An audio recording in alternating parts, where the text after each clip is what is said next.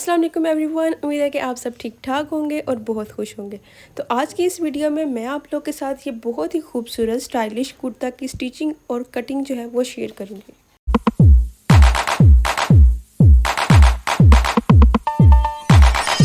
Welcome back to my channel and welcome back to another video. अगर अभी तक आपने मेरे चैनल को सब्सक्राइब नहीं किया so please subscribe my channel. बहुत ही खूबसूरत और स्टाइलिश कुर्ता की कटिंग और स्टिचिंग को बहुत ही डिटेल में आप लोग से शेयर करूंगी।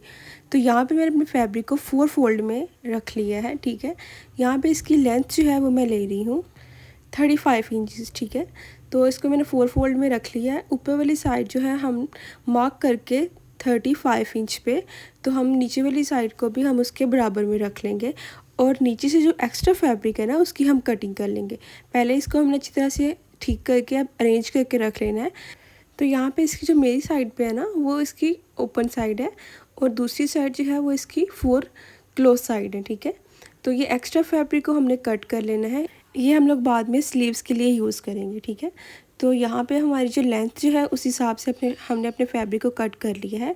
अब मैंने क्या करना है कि ऊपर से जो इसकी क्लोज साइड है ना उसको नीचे की तरफ कर लेना है और जो ओपन साइड है ना उसको मैंने ऊपर की तरफ कर लेना है। इससे ही होगा ये कि जब हम अपना घेरे की कटिंग करेंगे उसके बाद उसकी स्टिचिंग करेंगे ना तो उसमें कोई अरेब वगैरह नहीं आएगी। जो भी इसमें अरेब होगी वो ऊपर निकल जाएगी। तो यहाँ पे मैं 7.5 इंच पे मैंने ऊपर शोल्डर का निशान लगाया। उसके बाद आर्म होल का मैं निशान भी 7.5 पे ही लगाऊंगी। तो यहाँ पे मैंने एक अच्छी सी गुलाई दे दी है अपने आर्म होल की, ठीक है। तो उसके बाद यहाँ पे मैं चेस्ट की जो निशान है वो लगा रही हूँ।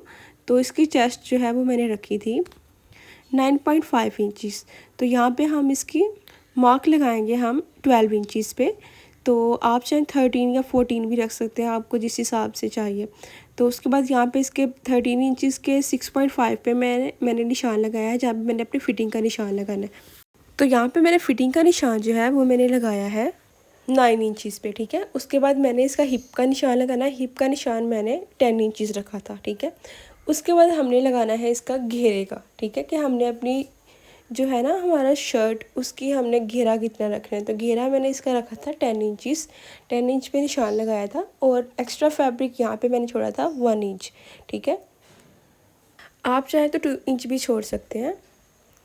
तो यहाँ पे मैंने जो हिप का निशान लगाया ना वहाँ से भी मैं 2 इंच का छोड़ते हुए गैप, तो मैंने नीचे तक निशान लगा लिया। उसके ऊपर अब हमने इसकी कटिंग कर लेनी है, ठीक है।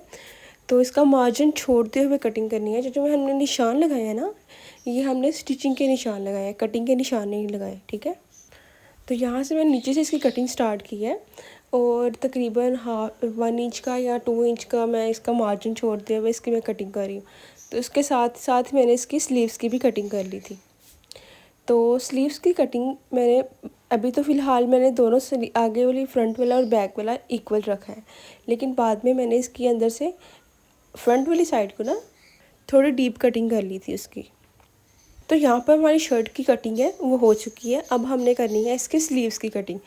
तो ये जो हमने एक्स्ट्रा फैब्रिक नीचे से निकाला है ना इसको मैंने 4 फोल्ड में रखा है। 4 फोल्ड में रख के हम इसकी लेंथ जो है वो हम मेजर करेंगे कि इसकी लेंथ कितनी है। तो यहाँ पर इसकी लेंथ जो है वो मेरे पास आई है 17 इंचज़। तो 17 इंचज़ जो है वो हमारी टोटल लेंथ नहीं होगी स्लीव्स की, इसके हमने आगे एक्स्ट्रा फैब्रिक भी ऐड करना है, ठीक है। तो यहाँ पे मैंने इसकी स्लीव्स की कटिंग करनी है। तो 3 इंच पे मैंने निशान लगा के ना इसको इस तरह से मैंने इसकी स्लीव्स की कटिंग कर ली थी। अगर आपको स्लीव्स की कटिंग सीखनी है तो आप मुझे कमेंट सेक्शन में बता दीजिएगा, उसके लिए मैं एक अलग से वीडियो जो है वो अपने चैनल पे लगा दूँगी।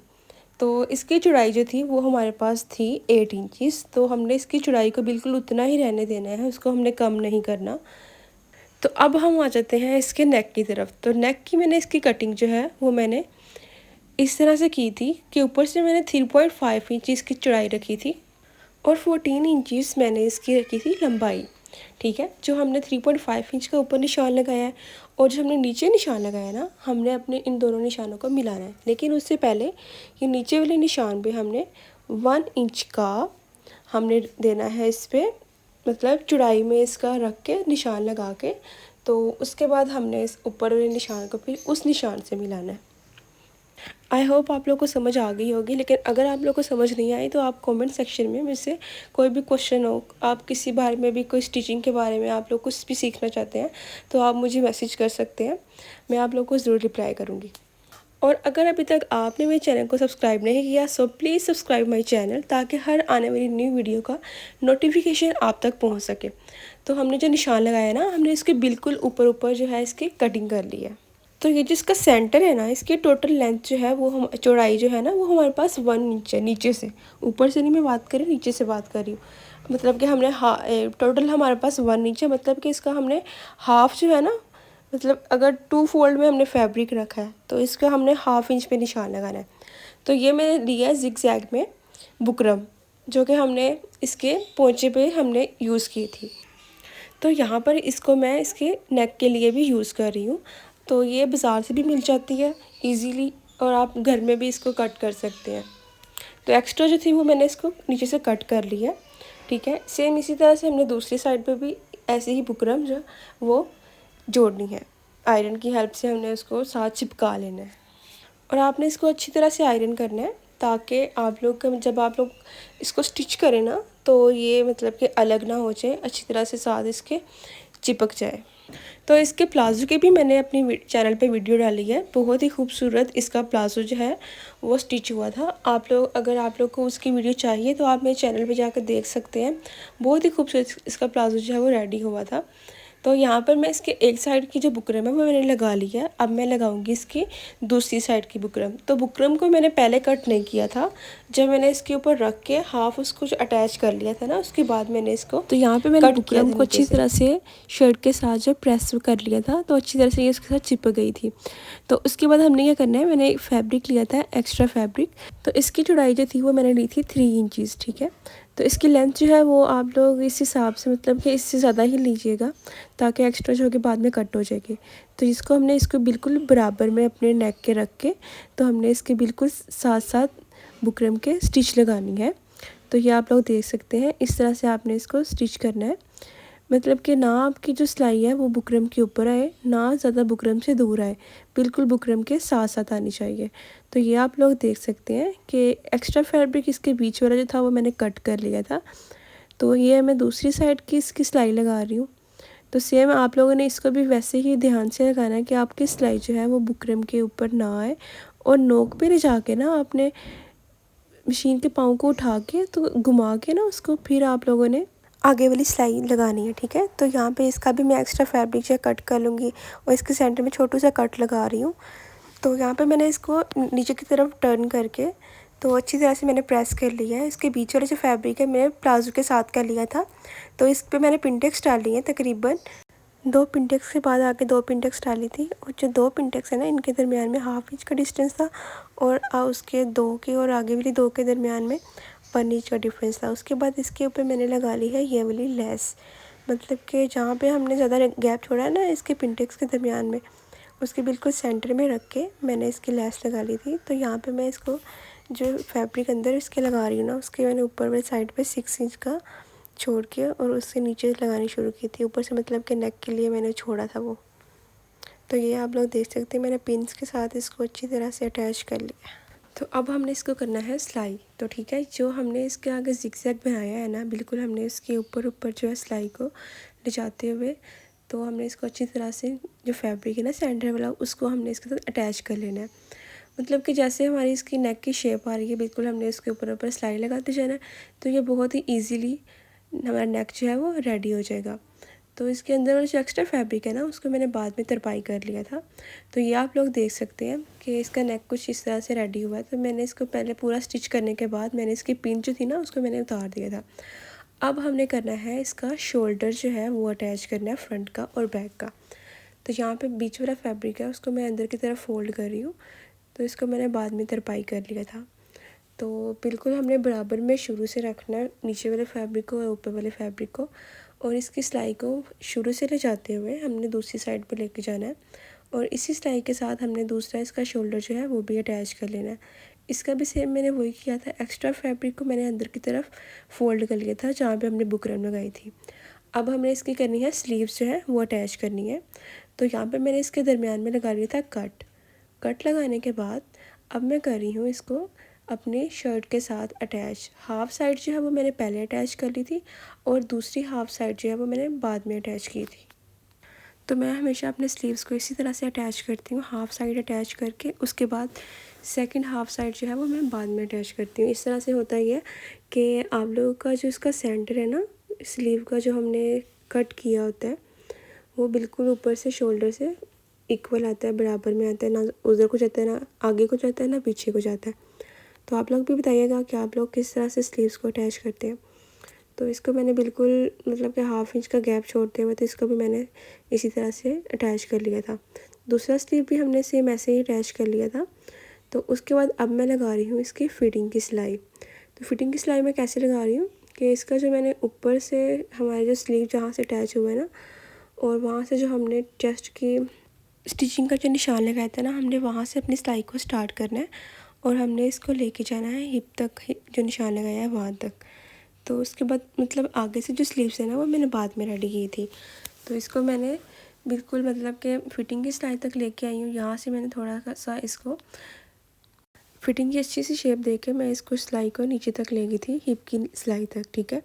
सेम इसी तरह मैंने दूसरी साइड पे भी सिलाई को इस तरह से लगाया था और इसकी जो स्लीव्स है ना, मतलब कि फ्रंट से लेके जो हम इसके चेस्ट तक जो हम सिलाई लगाते हैं वो मैं बाद में लगाती हूँ। तो ये देखिए यहाँ पे मैंने इसको हल्की सी गुलाई देते हुए तो हम इस अपनी सिलाई को जो हमने हिप का निशान लगाया ना वहाँ तक सिलाई तक ले आएंगे। और यहाँ पे मैंने साइड्स पे कट लगाए हुए हैं ताकि हमें पता चले कि हमने अपनी सिलाई को कहाँ तक लेके जाना है। तो यहाँ पर हमारी एक साइड की सिलाई जो है वो लग चुकी है। अब हमने लगानी है इसकी मतलब कि फ्रंट साइड जो है स्लीव्स की वो रेडी करनी है। तो यहाँ पे मैं इस पर अटैच कर रही हूँ लेस, जो कि हमने अपने नेक पे यूज़ की थी।